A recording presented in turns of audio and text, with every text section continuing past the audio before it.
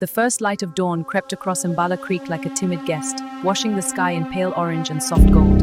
I watched it from my doorway, listening to roosters crow behind mud brick houses and breathing in the faint scent of wood smoke. But that morning, peace felt like a lie.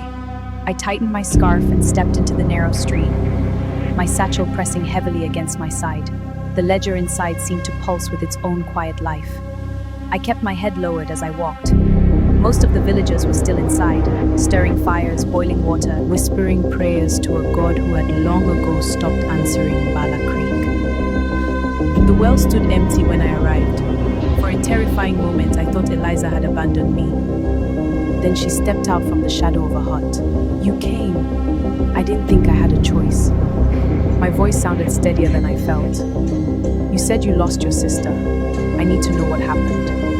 "Not here. Follow me." We moved through back paths and narrow trails between cassava gardens until we reached the creek. The reeds swayed gently, and the water reflected the rising sun like molten glass. It looked so calm, too calm. My sister's name was Chiamaka. She was younger than me, loud, stubborn, full of laughter. Last year, her name appeared in the ledger. They said it was tradition, a bargain made generations ago. Certain names are chosen. The headman calls them duty. Those marked are taken by the people so the rest of us can live in peace. Sacrifices. My name is in the ledger. I saw it last night. Then you don't have much time. My hands trembled as I pulled the ledger from my bag and opened it. There it was. My name, written in fresh ink. I stared at it, faint whispers curled up from the page. They were too soft for Eliza to hear, but they slid straight into my mind. "Close it. That book carries death." "Shh. There must be a way to fight this. You've lived with it your whole life. There has to be something." My grandmother told forbidden stories. She said the keeper wasn't a protector but a curse, bound to this land centuries ago, trapped by a name he fears. A name? Whose name? She never said, but she kept a journal, hidden in our old home. Then we find it. "Meet me tonight, at the old yam barn." As she disappeared back toward the village, I stood alone by the creek.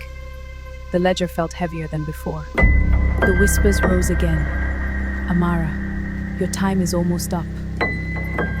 Night in Mbala Creek feels different. During the day, the village pretends to be normal. Children laughing, women pounding fufu, men arguing over goats. But at night, the shadows feel alive, watching. The yam barn loomed at the edge of town beneath a cluster of palm trees. Its roof sagged like a tired back. The wood creaked when the wind brushed against it. Eliza was already there. "Okay.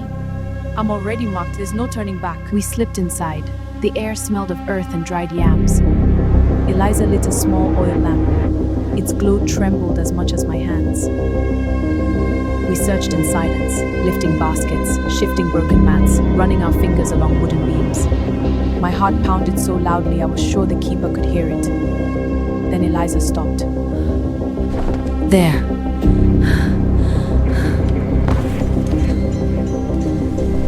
Inside was a thin leather-bound journal, worn with age. If we read this, the keeper will know. "I'm already his, unless we stop him." She handed me the journal. The pages crackled as I opened them. The handwriting inside was looping and steady. Strange symbols and masks filled the margins. I began to read aloud.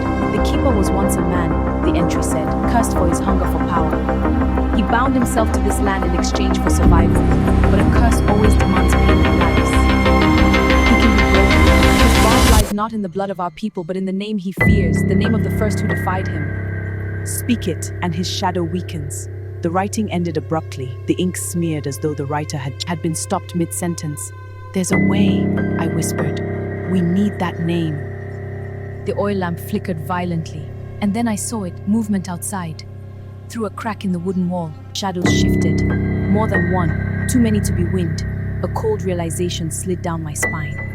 "Eliza, we're not alone."